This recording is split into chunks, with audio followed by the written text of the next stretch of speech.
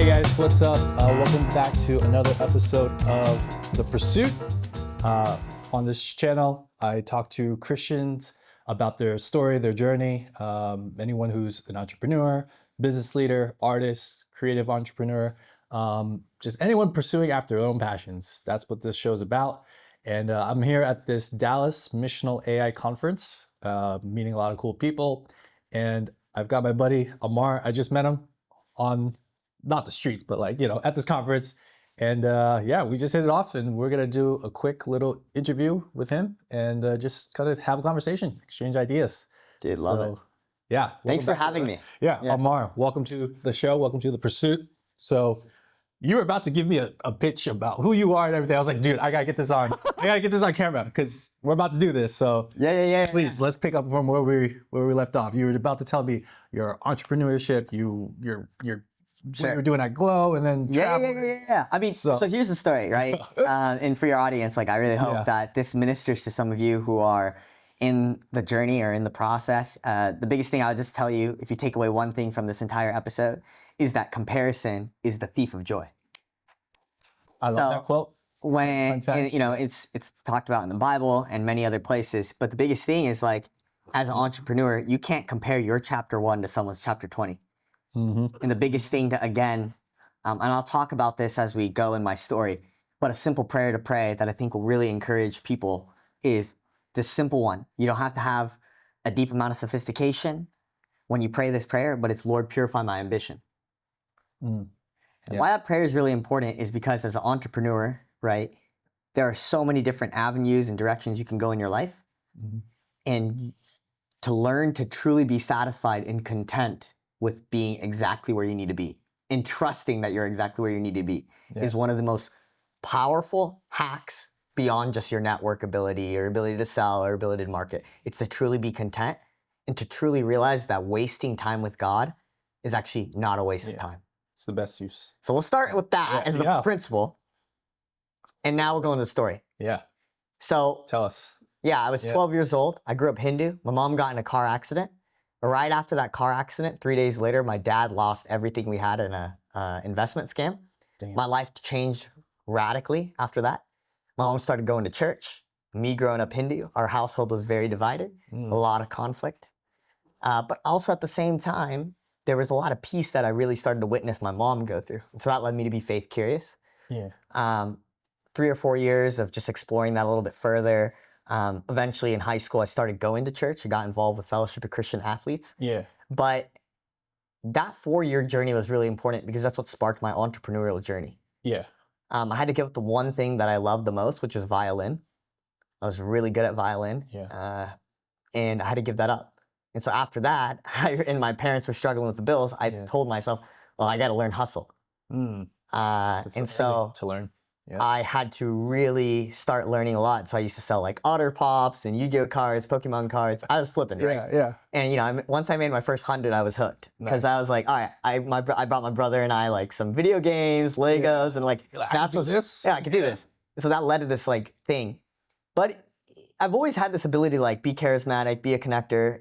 God kind of blessed me with that. Yeah. So I was in my mind dripping in terrorism.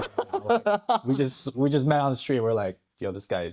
Game knows game. Game recognizes Jesse, game. Yeah, it's funny. The guy over here, he's Jesse. dripped out. Jesse, he's the guy Yeezys and stuff. But it's this crazy journey. And then about fast forward, 18 years old. Yeah. I had a lot of health problems growing up, and I wanted to be a pediatrician. But it really didn't work out the way that I thought. So I actually went to school to become a pediatrician, not because I have Indian parents or anything. It's because I really genuinely was let's do it, Yeah. And 2 years into it, I was sitting there going man, we're just wasting time. We're not talking to real patients. I was like, it's just all theory. And so I really felt conviction from the Lord at that time, at 20 years old or something like that. And God's like, hey, I want you to go to the engineering building. This was after I just failed an exam. He's like, go to the engineering building. So I walked to the engineering building and he's like, I want you to go to the computer science room. And so here I was in this computer science room. It was a little dark dungeon, thing. And it was like, what is happening here? And God, I remember hearing very profoundly from the Lord, be the light in this program. That day, I went to my advisor and I was like, can I switch my degree? And he's like, what? You're gonna like literally reset 2 years of schooling because your credits aren't gonna transfer over. And I was like, I don't know, I just feel like this is gonna work. But again, I had a lot of scarcity mindset. Growing up poor and struggling, I was like, I don't know what my parents are gonna think. I don't know how we're gonna be able to afford this. But I ended up finishing school 4 years, right? But the crazy thing is, no one tells you this. When you graduate, you're sitting there going, man, I got a degree, I'm gonna get a job. No, that did not happen. So No. I went on this crazy journey of like trying to get internships, trying to get things. And again, no one would give me anything. Well, one day at church, I met a dude and he's like, hey, I run this thing called Sober Grid. And it's an app that helps people stay sober. What I didn't share in my story is that I struggle with sobriety and suicidal ideation. And so when he brought that up, I told him, I'd love an opportunity to do that. This guy ghosted me for 3 months. Okay. Oh, okay. Didn't hear him, didn't hear anything. And then one day, midsummer, I'm down to my like last like $200, $300. He hits me up with a text. He's like, hey, I think we have finally a chance to do an internship. Are you still looking? I was like, how much does it pay? Because at this point, I was really desperate. I was living on the floor of my brother's room. And I was really struggling at the time. And so, that mattered. But I did that. Did that for 3 months, okay? And then what got crazy in that journey was the startup imploded. Oh, damn. So then everyone got fired. They're like, oh, but the intern could stay. I could stay. I was like, wait, what? So I ended up leaving too. And I was walking around and I ended up working at a company called Glue. I also worked at Techstars for a little bit, like the venture capital route. Learned a ton, but I wasn't proud of who I was becoming. Not because of those places are bad, but I didn't have the character to sustain the level of attention you can get at these places, right? Because there's like young founders and people who come to you and they go, hey, like, how do I get accepted into this program and all this stuff? And so it was this like journey.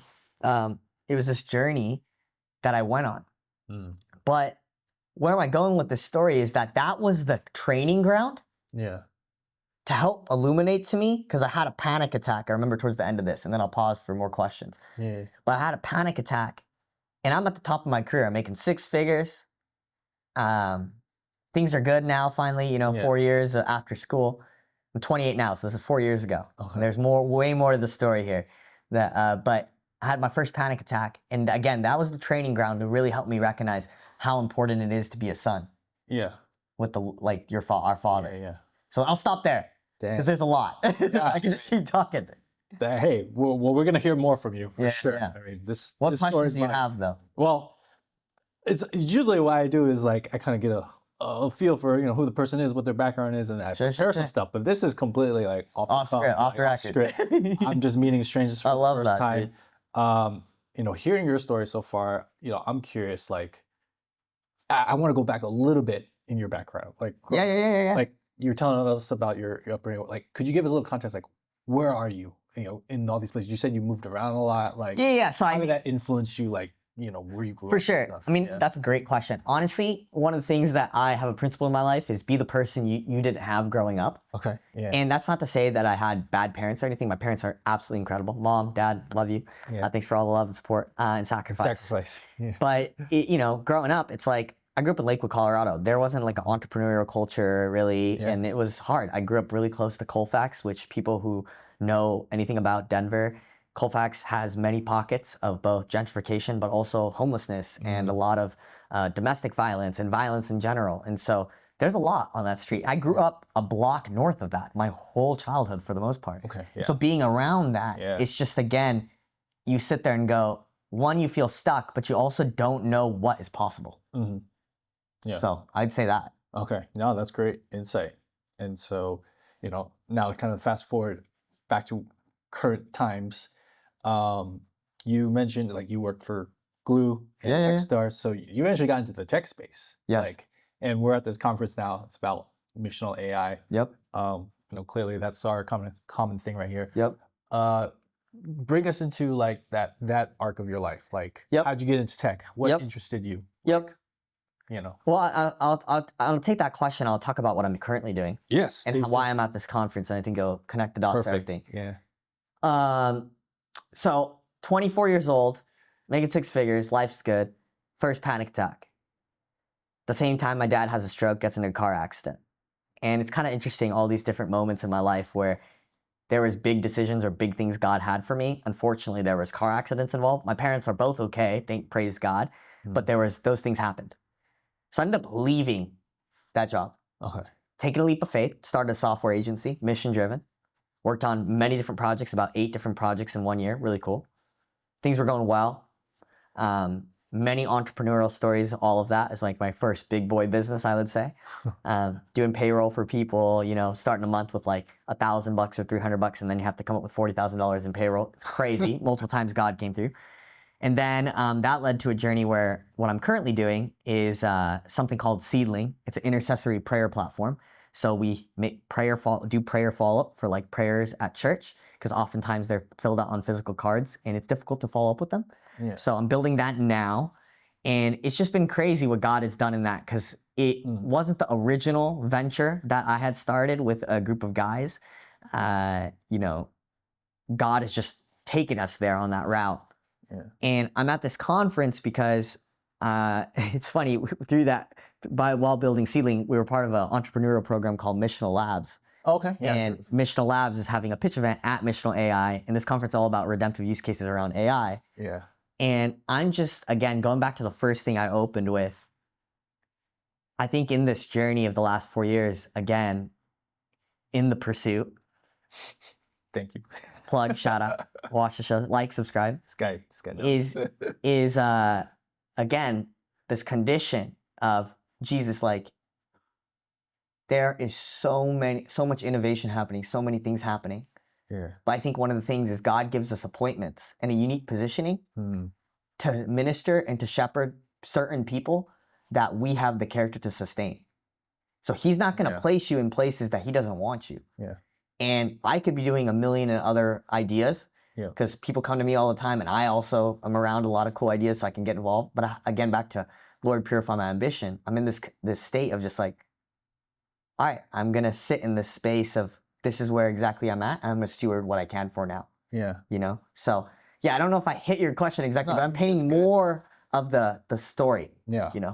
I love that. So there's a question I asked Jesse earlier, because I'm going to. Yeah, I love it. This is kind of a special series within a series, because like I'm here in Dallas. I interview all types of people, but here I know I'm going to get mostly people like in the tech space and AI, right? Beautiful. And founders. Beautiful. And so I'm kind of curious, like a bit more on topic with the conference. How do you see like AI right now? It's, last 5 years been blowing up. Some see it as magic, some see it as menace. And what's your personal take on the space? Yeah, man. I mean, there's so many different directions. Yeah, it could be a lot, but give me your high level, I think it's one of the most innovative technologies we have access to in the last probably like 30, 50 years, right? Yeah. It's going to revolutionize many, many things. It already is. Like cell phone revolution. Right? 100%. Like, 100%. But I think the most important thing is God has complete authority over technology. And he's placed a lot of redemptive technologists here. Like at Missional AI, there's over a room full of 500 or so technologists that are all incredible. Yeah. And that's beautiful.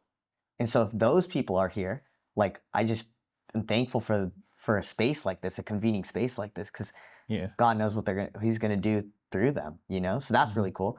And I think the final thing I'll just say is like, if AI can be used to drive deeper relationship, because relationship is the currency of heaven. Yeah.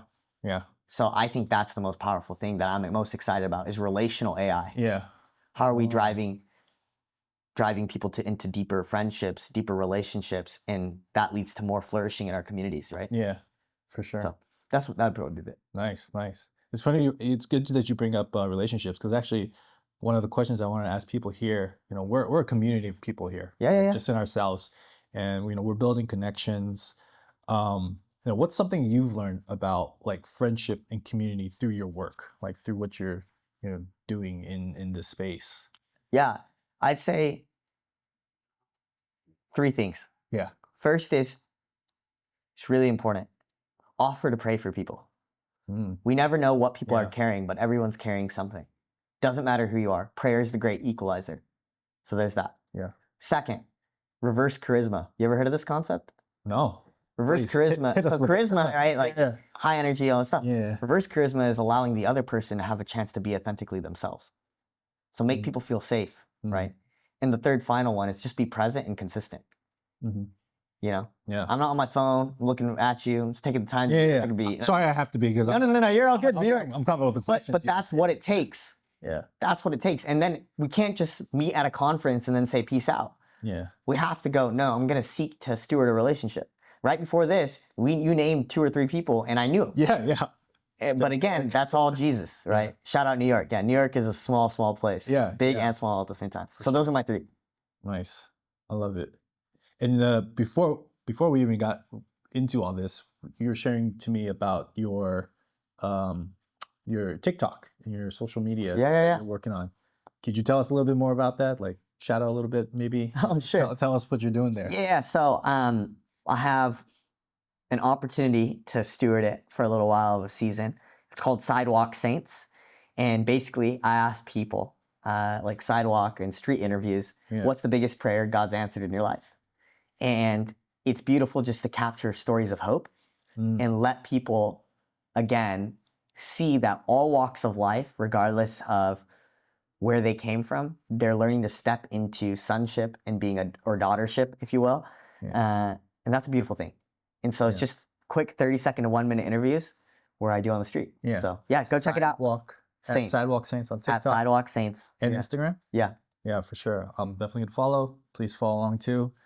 Amar, I just want to ask you one last question. Please. Kind of just close this off. What would you say, what do you want to say to the audience that are watching this? Like, a lot of them it's for people who are pursuing after something. You know, they haven't necessarily made it yet, but they're figuring out, they're, putting their work in, to go after their passions. That's what the show's about. That's people I'm talking to. Any general advice or maybe specific advice, that you want to share with that audience? Yeah, Pursuers. So I love the pursuit. I also love the entrepreneurial journey. I know we talked a lot about hustle in this conversation, but I think one of the most important things, again, back to purifying your ambition, which is what I opened with, is to learn not to be in a hurry. And by that, I'm not just saying your pace of life, but also everything you do. We live in such a convenience culture, especially here in the Western world. And most of the things you're probably seeing on social media or wherever is often tip of the iceberg, 0.001%. And again, that can lead you to believe this narrative that you're not where you need to be, which again, you're exactly where you need to be. So I would say that, and in relation to that process, that something really practical is audit what you consume. The books, the music you're listening to, the people that are around you, audit it. Cut things out of your life. Stop listening to music that's like making you carry a negative spirit. Consume things that will make you just, again, more at peace or to help you be ambitious. And again, look at other people's lives. I mean, we were talking about Stephen Bartlett, right? I have mad respect for Stephen. Yeah, shout out Stephen Bartlett. But he's deeply vulnerable, and you can tell in some of his videos, like he's carrying something. Yeah. He's dealing with a lot. But he takes breaks too, right? Yeah. So don't just, again, be watching and consuming people who are just always about the hustle. And I think if we can learn, again, to rest, you'll go farther. So, because entrepreneurship's a marathon, not a sprint. Amen. So that'd be my final takeaway that I would give to your audience. Perfect takeaway, dude. Yeah. Mark, I appreciate this opportunity and just everything. Everybody, please check out Amar's channels. Thanks for watching this really quick episode. This is another episode of The Pursuit. And please like and subscribe for more content. Peace. Bless you guys.